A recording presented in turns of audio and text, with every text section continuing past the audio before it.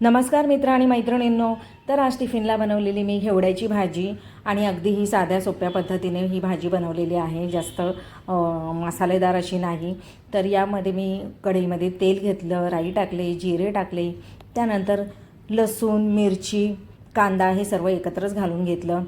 त्यानंतर छान फोडणी फ्राय झाल्यानंतर हळद घातली, हिंग घातलं आणि त्यानंतर ही घेवडा बटाटा निवडून स्वच्छ धुवून ठेवलेला तो घालून घेतला आणि अगदी बारीक गॅसवरती त्याला शिजत ठेवलं.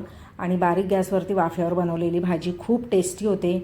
आणि तसंच नेहमीप्रमाणे आपलं वरण पण मी अगदी साध्या सोप्या पद्धतीने बनवते आणि त्याची रेसिपी पण मी आधी शेअर केलेली आहे. तर मी रिलेटेड व्हिडिओमध्ये खाली फोटोच्या खाली त्रिकोण आहे तिथे मी वरणाची रेसिपी पण देईल.